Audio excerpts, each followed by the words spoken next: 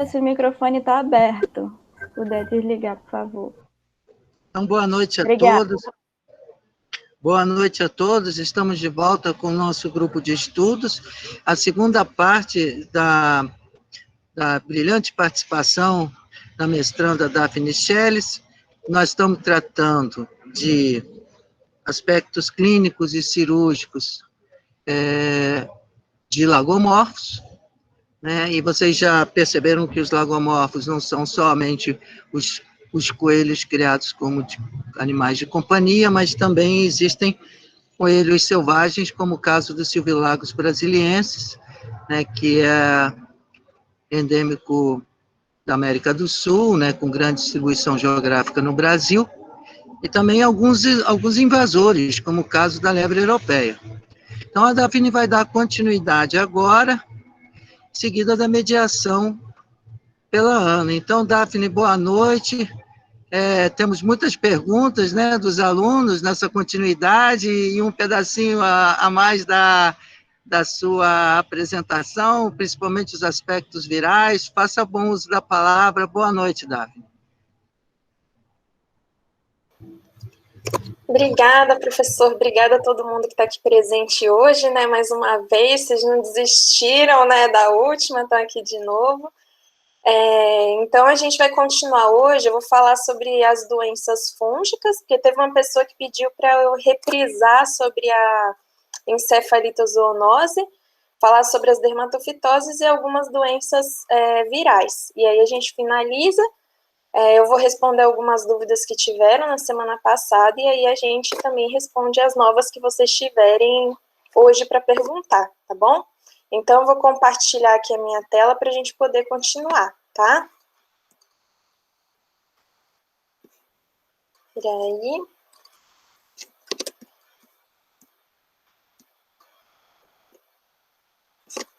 Aí eu só vou pedir para alguém me confirmar se está vendo a apresentação. Tá sim, Daphne, tá tudo bem. Estamos vendo direitinho. Tá, obrigada. Então, vamos continuar. Eu vou falar sobre as enfermidades fúngicas em coelhos. E a primeira, a encefalitozoonose, que o agente etiológico dela é o Encefalitosum cuniculi, que eu até falei na semana passada que ele era um protozoário unicelular formador de esporos. Mas o encefalitosum, ele realmente era classificado como protozoário, mas hoje, depois de algumas classificações taxonômicas, eles enquadraram o encefalitosum como um microsporídeo, tá? Então, no caso, ele pertence ao reino fungi, dos fungos, tá bom? Só um adendo, uma correção que eu não fiz na semana passada para vocês. Essa doença, ela é zoonótica e a transmissão dela se dá por água, geralmente é por água contaminada com urina ou com fezes, ou até uma transmissão que pode acontecer de mãe para os filhotes. Pode ser tanto transmamária quanto por contato, porque como são fungos formadores de esporos, esses esporos acabam contaminando alguns fômites ou os locais que outro animal vai acabar ingerindo uma água contaminada com resquícios de urina ou de fezes que foram eliminadas por meio das secreções que acabaram contaminando essa água de bebida desses animais. Os sinais mais comuns são os neurológicos, principalmente depressão, ataxia, essa cabecinha do coelho torta, que a gente chama de head tilt, né, muito comum. Também afeta muitos rins, podendo afetar também o fígado desses animais, e também o globo ocular, dando problemas oftalmológicos, principalmente unilaterais. Então, às vezes, é um olho só que fica cometido, não são os dois olhos. E é uma doença peculiar porque, às vezes, o animal ele fica a vida inteira assintomático, e aí só quando cai o sistema imunológico dele que a doença se manifesta, tá bom? E ela é uma doença que aqui no Brasil parece não ter tanta importância, mas nos Estados Unidos e na Europa, cerca de 80% dos coelhos de lá possuem esse agente, tá? O Encefalitosum cuniculi, que fica muitas vezes assintomático e as pessoas não sabem. Aí o coelho acaba ficando doente, manifesta sintomatologia, a pessoa, então, corre no veterinário, e para fazer o diagnóstico, a gente pode fazer tanto pelas sintomatologias clínicas, né, que ele vem apresentando, principalmente se for, assim, que envolvendo o sistema neurológico, e a confirmação a gente faz por exames sorológicos, como ELISA, por exemplo, e o tratamento recomendado, apesar de não ser um parasito, a gente usa o fenbendazol, né, que é um antiparasitário. Ele é recomendado em todas as literaturas por cerca de 28 dias seguidos, né, uma vez ao dia por 28 dias. E aí a gente vem para as dermatofitoses, onde as duas principais que acometem os coelhos são o Trichophyton, né, o gênero Trichophyton no geral, e o Microsporum canis, que são esses dois da imagem que eu coloquei para vocês. As dermatofitoses, elas são lesões muito características, porque isso equivale para praticamente todos os mamíferos, essas lesões de dermatofitose vão ter esse aspecto. Elas são lesões circulares, bem delimitadas, com bordos, né, no caso, bem delimitados, os bordos geralmente são mais elevados e a região anterior apresenta algumas crostas que descamam. Sempre a região afetada vai ter alopecia, vai estar uma região mais inflamada, formando também hiperqueratoses e pústulas, e geralmente essas lesões elas se iniciam no nariz e elas vão se espalhando da cabeça para as orelhas, eu coloquei patas, né, na verdade, as mãos e o restante do corpo. Porque, assim, isso é por causa do hábito do coelho. Então, o coelho, vamos supor, ele acabou entrando em contato, né, cheirando. O coelho é muito curioso, ele vai cheirar os lugares para desbravar. E aí ele vai cheirar um outro coelhinho que tem uma dermatofitose, ou então o tutor que está carregando na mãozinha suja, vai fazer carinho no coelho, aí às vezes encosta nesse narizinho dele.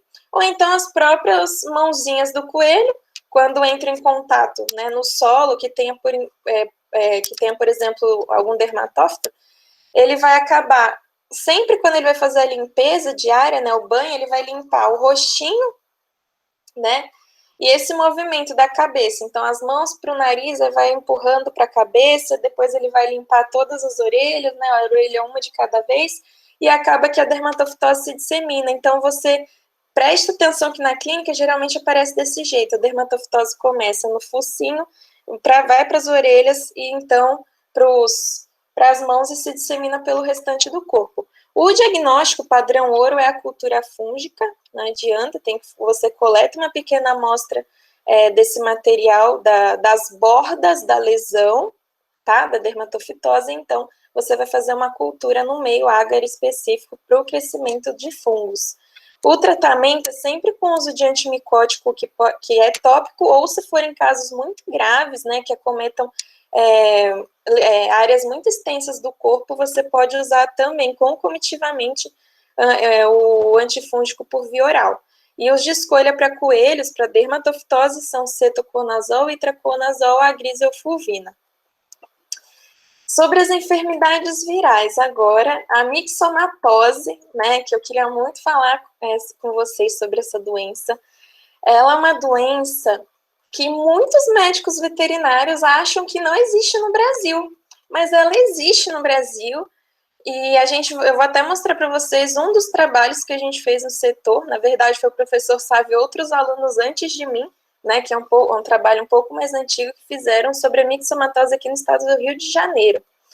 Então, o agente etiológico dessa doença é o leporipoxivírus, e essa nomenclatura foi atualizada em 2015. Antigamente, ele era chamado de poxivírus mixomax, tanto que nesses artigos mais antigos vocês encontram essa doença com esse agente etiológico. Hoje, a gente encontra com esse novo nome.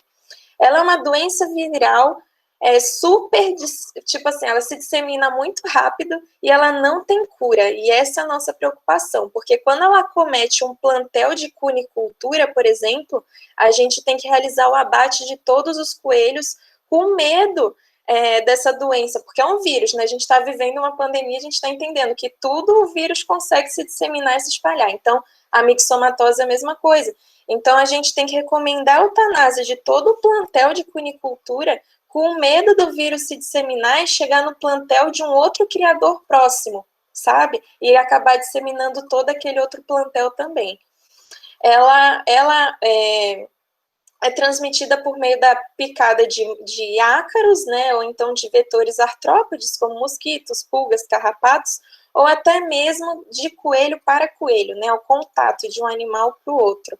O período de incubação do vírus é entre 5 a 14 dias, e então ele vai começar a manifestar sintomatologia clínica, e o principal sinal é uma blefaroconjuntivite, né, e edema de face, que a gente até chama vulgarmente de uma face de aspecto leonino, que o coelho fica tão edemaciado, o rosto dele, que dá a impressão, a face, né, que dá a impressão que é um rosto de leão mesmo, tá? E assim, só que os tumores, eles não se delimitam só na região da cabeça, eles passam por todo o corpo, são nódulos disseminados pelo corpo inteiro, inclusive na área da genitália, tá bom? Essa é uma outra imagem de um coelho também com mixomatose, vocês podem ver as nodulações espalhadas pela região toda da barriga, dos braços, a face, né, bem edemaciada, ao redor dos olhos também com pústulas, ao redor do focinho. E assim, o diagnóstico, ele é feito clinicamente, né, que você olha um animal desse jeito e você já vai suspeitar da doença, porque não é comum o coelho aparecer desse jeito, cheio dessas nodulações pelo corpo inteiro, tá? E para confirmar, a gente pode fazer o ELISA, que é o exame sorológico, a fixação de complemento ou PCR, tá? O exame molecular. O tratamento recomendado, infelizmente, é o abate dos coelhos de produção, e a gente pode fazer o tratamento de suporte dos coelhos criados como PET, né? Com o uso de antibióticos, ou então a gente pode recomendar a eutanásia, porque assim, às vezes, a gente tem que saber entender até que ponto vale a pena para o animal sofrer, definhar até a morte, quando a gente tem a opção de realizar uma eutanásia.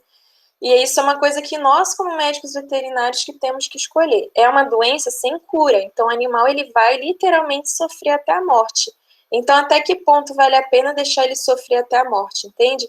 Então, às vezes, a eutanásia é a melhor escolha num caso desses. Existe vacina para essa doença na Europa, mas ela não existe aqui no Brasil, infelizmente, né? E eu não sei dizer por que motivo ela não existe no Brasil. Eu acredito que deve ter uma série de burocracias específicas, ou então porque, não sei se o mapa ou o governo, enfim, não vê essa doença com uma gravidade tão grande ao ponto de importar uma vacina para cá, tá bom? Daphne, Oi? no passado, essa vacina existia, e ela era disponível no Brasil, né? Era um frasco, se a minha memória não me trai, para grandes quantidades de coelhos, assim, como tipo 200 doses, sabe? Eram frascos assim, mas eles pararam de importar, de produzir, enfim, de disponibilizar a vacina. E uma das hipóteses que eu não posso afirmar categoricamente, porque não tive com alguém do Ministério da Agricultura que me garantisse isso, mas que houve um consenso, vamos dizer assim, que a doença estaria controlada ou de alguma maneira, vamos dizer assim, já sem necessidade de vacinação, né? Porque não tem sentido não ter a vacina disponível no país. Mas os nossos trabalhos, que não foi um só que nós publicamos, né, houve relato de surtos, de mais de um surto, em que nós insistentemente publicamos, mostrando que a doença ela existia no país e precisava de atenção. Quando eu comecei a escrever o primeiro artigo,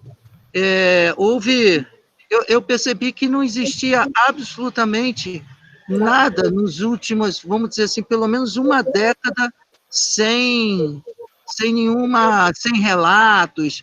Assim, havia somente falando de mixomatose nos livros de doenças infecciosas antigos.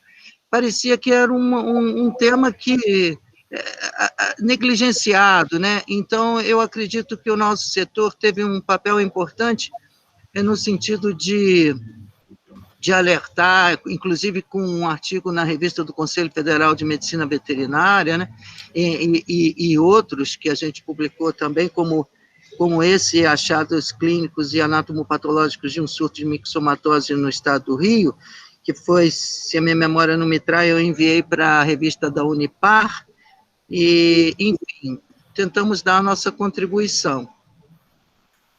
Sim, exatamente, né? Então é isso que a gente, poxa, a vacina existia e tiraram, né? Né? Coisas que a gente não consegue compreender. E aí, como o professor Sávio ele disse, foram feitos muitos artigos foram publicados pelo nosso setor a respeito dessa doença, e um deles é esse artigo que vocês encontram só vocês colocarem esse título no Google que aparece o artigo, ele é gratuito para acesso, que mostra um surto de mixomatose aqui em Maricá, no ano de 2002. Que foram até examinados esses animais necropsiados, o professor Sávio participou ativamente, né, desses casos desses animais, e, enfim, é uma doença que eu só queria complementar, ela não afeta o nosso coelho selvagem brasileiro, que é o Silvio Lagos brasiliensis. O nosso coelho selvagem, ele é resistente a esse vírus, né? Uma coisa muito interessante. E a mixomatose foi um vírus que ele foi a parte muito triste do ser humano, né? Ele foi introduzido. Então, assim, esse vírus, ele já existia, obviamente, não foi criado em laboratório, ele existia.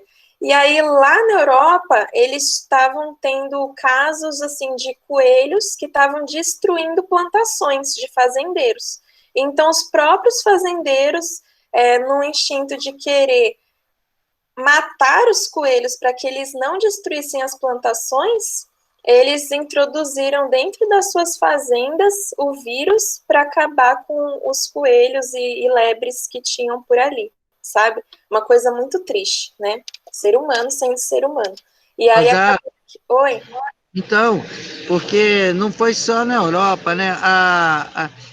Eu aconselho esse artigo, porque, assim, eu ancorei todo esse trabalho em todas as etapas, assim, na verdade, todo o atendimento clínico, todas as necrópsias. Eu ia para a faculdade final de semana para escrever, só ficava lá sozinho escrevendo esse artigo. Sábado, domingo, era uma época que, para me achar, de domingo a domingo eu estava na faculdade. E assim, os australianos também introduziram o vírus da mixomatose. Esse vírus, na verdade, ele circulava na população, naturalmente na população do coelho selvagem brasileiro, sul-americano, dos silvilagos brasilienses, né?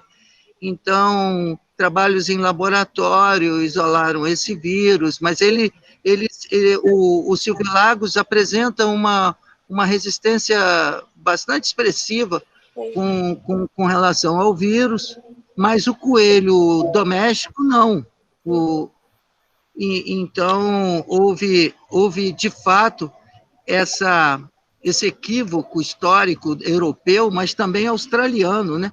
Que foi uma introdução de um novo bioinvasor para controlar o coelho, que já era um bioinvasor, né, que eles tinham introduzido na Austrália. Sim.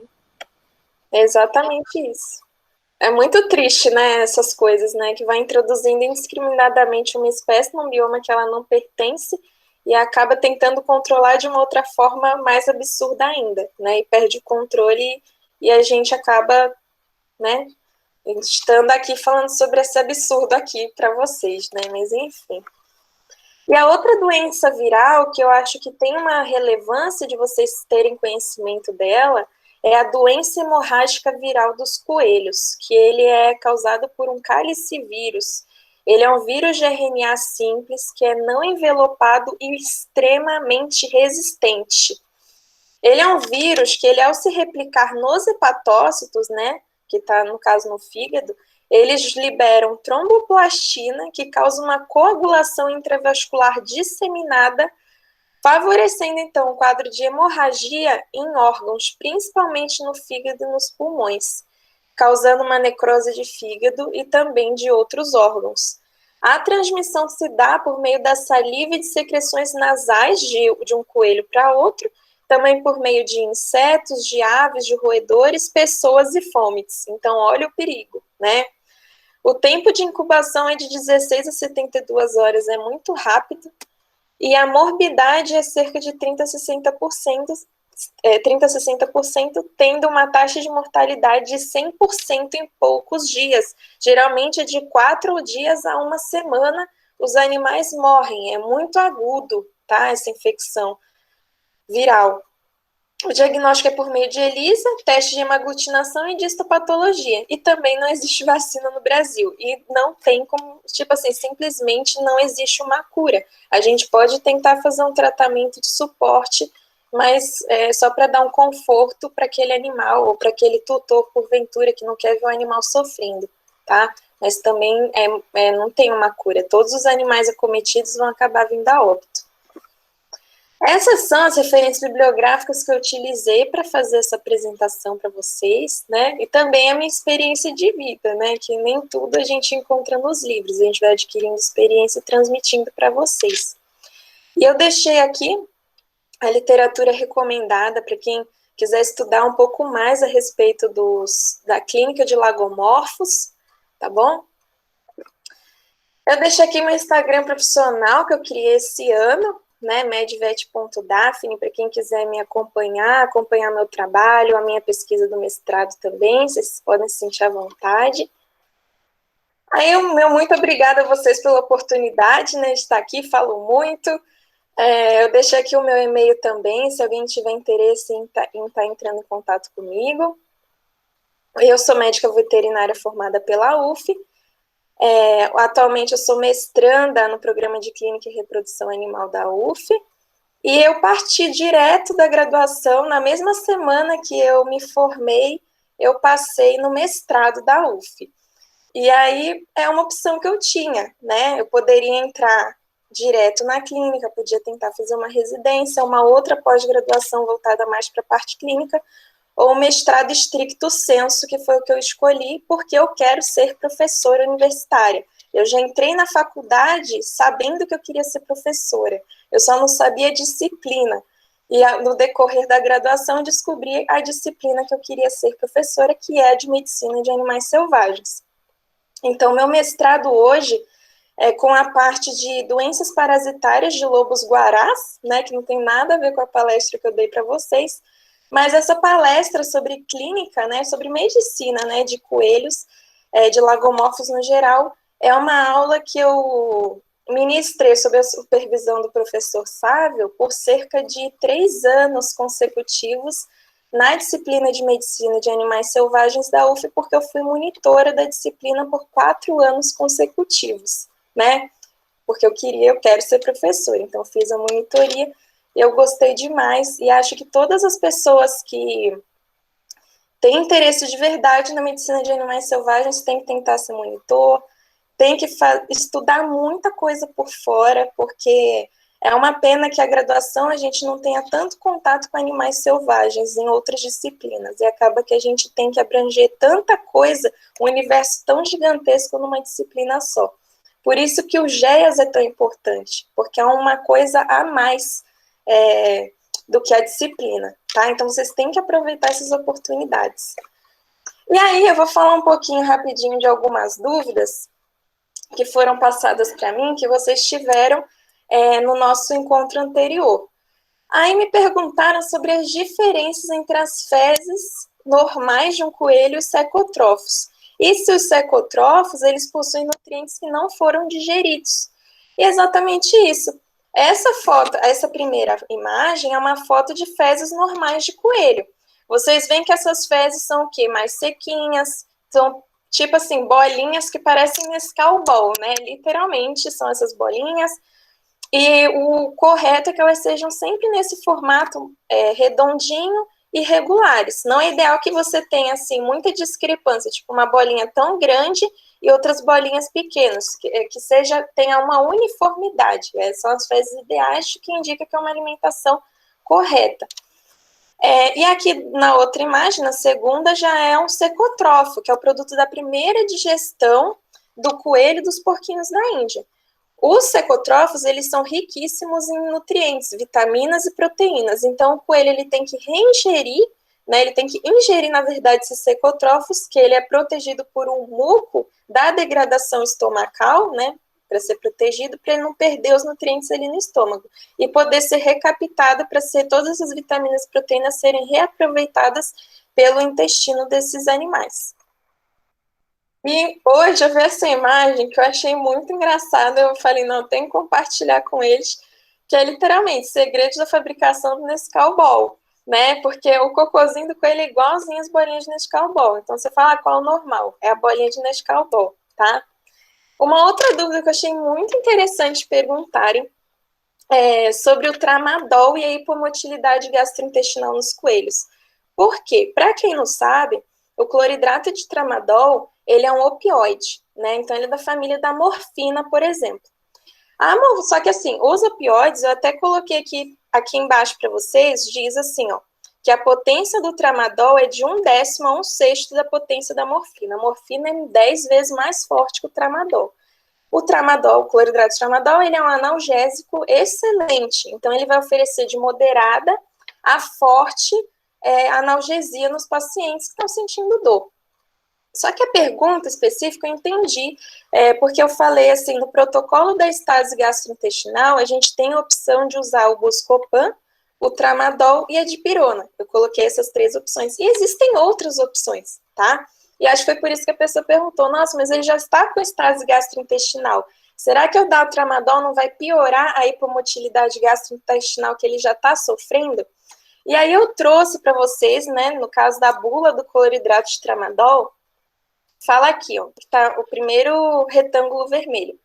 A motilidade gastrointestinal é menos afetada com o tramadol do que qualquer outro opioide da família, do que qualquer outro opioide, tá? No caso, a família, né, do tramadol são os opioides. Então, assim, pode ter influência na diminuição da motilidade gastrointestinal? Pode sim.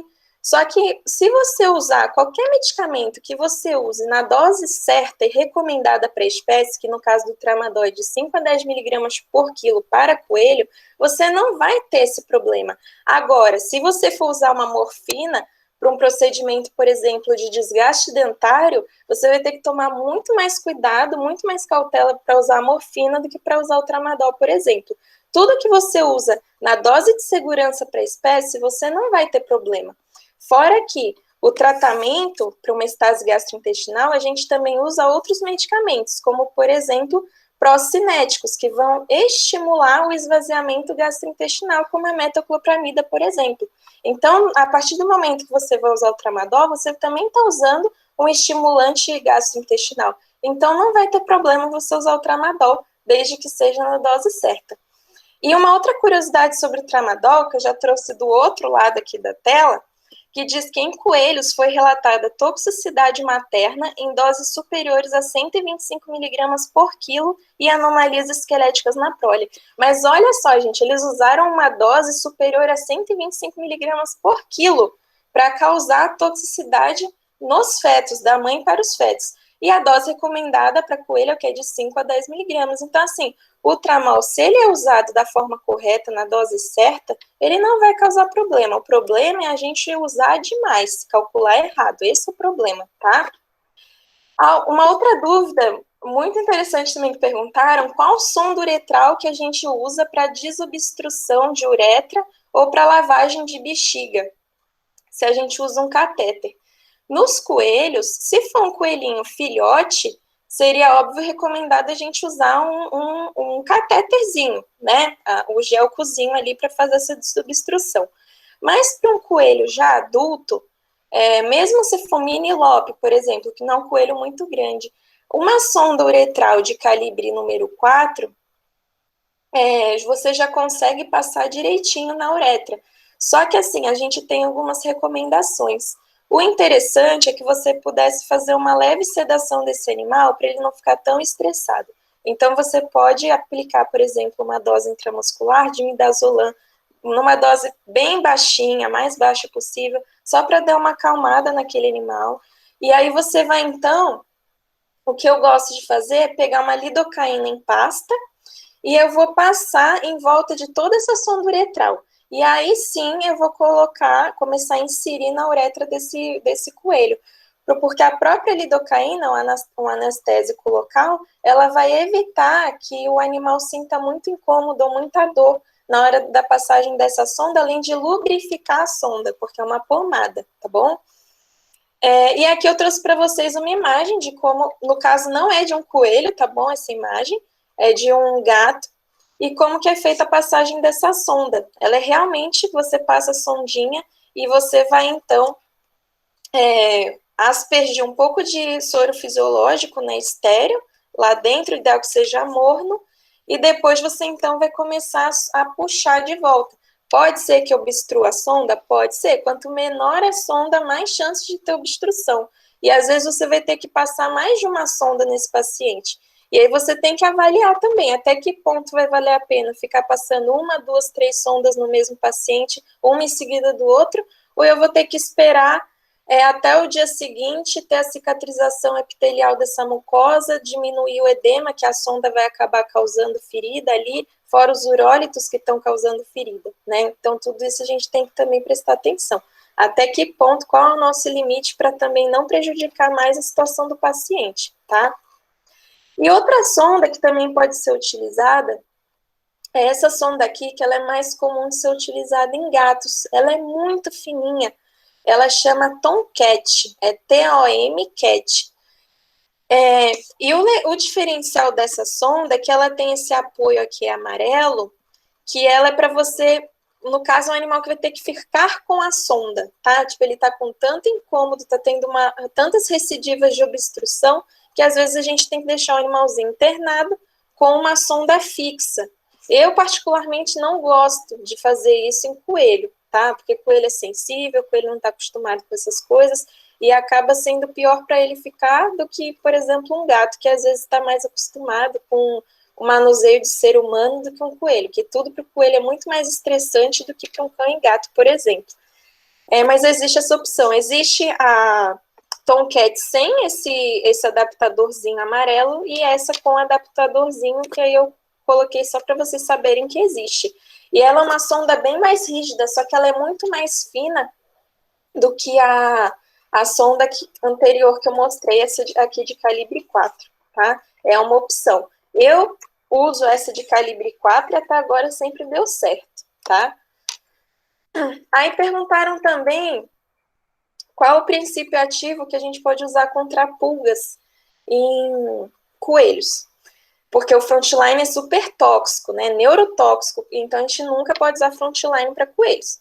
A gente tem que levar em conta que pulgas, 95% elas estão no ambiente, e só 5% elas estão no hospedeiro, tá? Então, primeiro, você vai ter que fazer um tratamento duplo, no ambiente que aquele animal vive e no animal. Não adianta fazer só no animal, não adianta fazer só no ambiente, tem que ser nos dois, concomitantemente, para você ter sucesso no tratamento. Então, assim, no ambiente, a gente pode usar alguns sprays que já existem anti-pulga, que você pode aspergir, que é o que é usado para pulga de cão e gato. E você vai, então, aspergir no ambiente, nos locais que aquele animal tem mais hábito de ficar. Principalmente cantinhos, né, lugares assim mais escondidos, que a pulga vai querer ficar.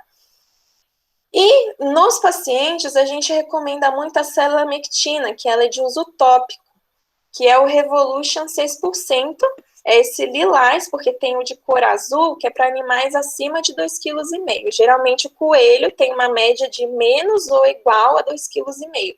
E aí, então, a gente geralmente prescreve esse Revolution 6% da cor lilás, que é até 2,5 kg. Ele é muito seguro para usar e sempre dá certo. A outra opção, que eu não gosto tanto, mas existe, é a ivermectina subcutânea, que no caso a gente tem o Ivomec injetável, só que a gente calcular direitinho, a gente aplicar subcutâneo, que também vai resolver. A ivermectina, ela é um antiparasitário de amplo espectro, né? É um dos, tanto que está super famosa agora, né? Tá, cura até coronavírus, né? Coisas absurdas assim, mas enfim. E uma outra dúvida foi sobre se o paciente, que eu falei assim, que quando a gente tem um hipercrescimento dentário, o paciente para de se alimentar. Então, ele vai precisar de um suporte nutricional, porque ele não está conseguindo comer, então ele vai precisar que você dê alimento para ele. Então, as formas rápidas de administração de alimento para um paciente que não está conseguindo comer é ou por meio de seringa, por via oral, ou passando uma sonda para o coelho, tem que ser uma sonda nasogástrica, porque se for orogástrica, ele vai acabar mordendo e vai ingerir essa sonda. Então, tem que ser uma sonda nasogástrica até o estômago e a papinha, tá? Isso geralmente em pacientes muito críticos. Aí perguntou, não seria necessário só fazer um desgaste dentário nesse caso? Então, depende, porque às vezes o paciente está com um hipercrescimento dentário tão acentuado, tão forte já há tantos dias, que ele já é um paciente que está perdendo tanto peso, que já está numa situação tão crítica, e às vezes a gente faz o desgaste dentário e ele não vai voltar a comer imediatamente, porque ele ainda pode estar sentindo dor. Então, mesmo que a gente dê analgésico anti-inflamatório, ele ainda vai estar sentindo dor. Então, às vezes você vai precisar continuar alimentando ele por meio de sonda ou por seringa via oral, por mais às vezes até uma semana depois dele fazer o desgaste dentário, tá? Isso é uma coisa comum. E também perguntaram se o hipercrescimento dentário pode prejudicar as vias respiratórias dos coelhos de alguma forma. E eu até queria deixar essa pergunta para a gente abrir uma discussão com ela, porque assim, eu acredito que o coelho, ele sempre vai respirar obrigatoriamente pelo nariz. Então, assim, ele não respira pela boca. Então, se ele tiver uma obstrução dentária, uma obstrução, hipercrescimento dentário, dificilmente vai causar uma obstrução em via respiratória. Mas pode ser que aconteça? Pode ser que aconteça. Eu nunca vi, não tenho conhecimento da possibilidade, mas eu sempre falo que biologia não é matemática, né? Então, às vezes, coisas inesperadas acontecem. Mas, se o coelho está respirando pelo nariz direitinho, se não tem nenhum tipo de obstrução em vias aéreas, né, superiores, inferiores, mesmo com hipercrescimento de dentes, ele vai continuar respirando normalmente, mas ele vai parar de se alimentar e pode até parar, inclusive, de beber água. Esse é o problema, desidratação e anorexia, tá bom? E a dor. Então, gente, por enquanto as dúvidas eram essas. E se vocês tiverem mais, a gente responde, tá bom? Vou só parar aqui a apresentação. Aí vocês podem voltar, tá, gente? Oi, eu que perguntei sobre as vias respiratórias, porque eu lembro que no estágio acontecia muito da hiperdentia em porquinho da Índia, né? E acabava comprometendo as vias respiratórias por causa de fechar a glote aqui atrás, né? E aí eu perguntei porque quando você mostrou aquele raio-x que estava crescendo para baixo da mandíbula, eu imagino que crescer para cima pode até comprometer as vias respiratórias. Mas obrigada por esclarecer. E também tem o fato de que muitas vezes a gente fala para o tutor assim, olha, eu gostaria que você administrasse papinha via oral com a seringa.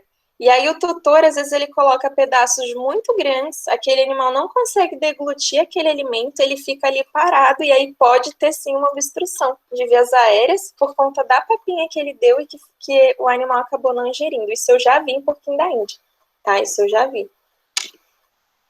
Então, gente, tem mais alguma pergunta? Estão tímidos?